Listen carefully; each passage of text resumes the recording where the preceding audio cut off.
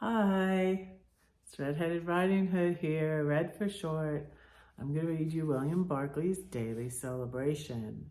This is called The More We Are Together. And in this one, he's talking about saying the creed.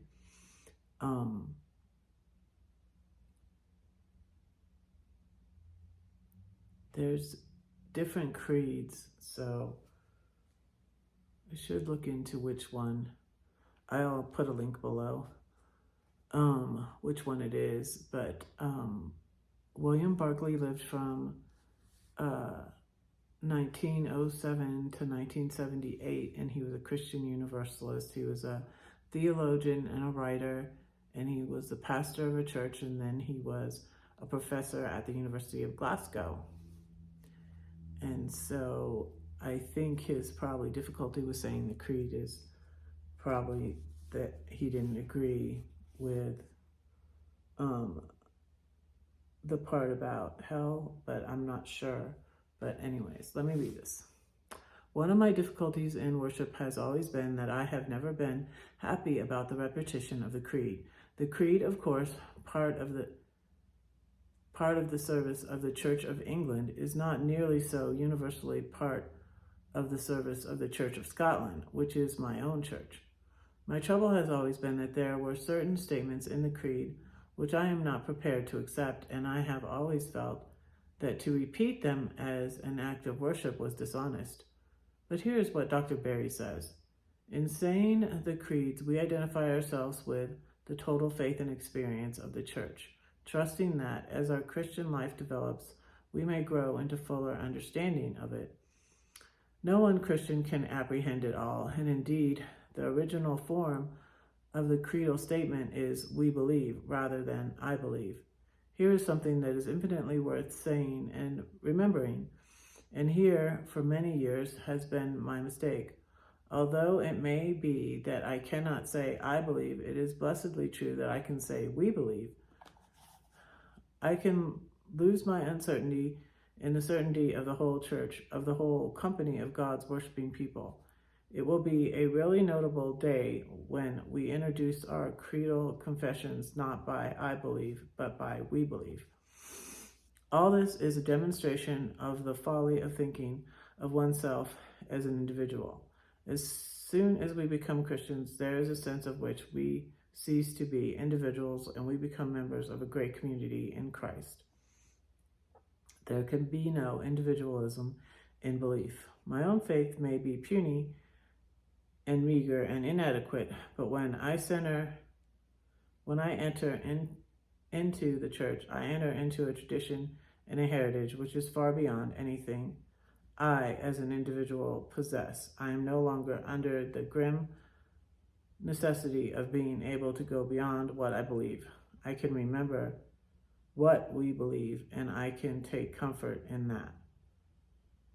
I can even, in my belief, unite myself with the fellowship of all believers.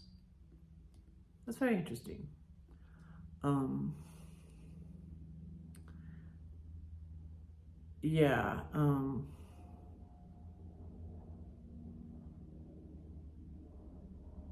It's very interesting. And, lately I've been interested in, I've always been interested actually in cults, because I was involved in one for a short amount of time in high school. And it's really how I got into the Bible and reading the Bible and going I actually prayed a prayer and was like, God, who is correct? And like William Barclay, it's like, I feel like, because he's saying it's a matter of, unity with the church, and we all believe in Christ saving us, and other things, aren't as important. Some people believe in the thing of soul sleep. This really blew my mind because I liked to read Johnny Erickson Tada, and she had a great influence on me. She is a quadriplegic, and she broke her neck in a diving accident back in the 70s when she was very young. And she helps the disabled. And her channel is Johnny and Friends. I can link it below. And they believe in, like, she believes in soul sleep. I was like, what the? Like, everybody right now that has died is not in heaven. They're like asleep. They're just like, and then after the judgment, we'll all, go to heaven or hell, as some people believe in. I do not. I believe in the judgment, but not in a eternal conscious torment.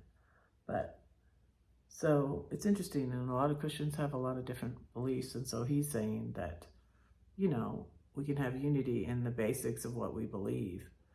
And that also goes back to when I used to argue with my mother on politics, and I was conservative and she was liberal. And I decided, we need to stop arguing about this, because what's important is we're both Christian and we both love Jesus. And so that's why. And I'm very glad, because I didn't think, my mom was very feisty. And even though she had health problems, I thought she was going to live longer than she did. She passed in 2009. And I was very glad we stopped arguing about that, because I was just like, we agree on what's important, and the irony of it now is that since she's passed, I am liberal as she was, so yeah, I decided to go ahead and say that on here. But I was apprehensive about that, but I don't believe in fear mongering, and I shouldn't have fear to say what I really believe. It's a very important election, and what is pretty cool is that I did not vote for Obama. Like I said, for 20 years I was a conservative, and my mom did, and she got to see him win before she passed. So yeah. All right. Don't say that no one cares for you, because I do, and God does too. Don't forget to pray for Red, because Red is praying for you. Bye.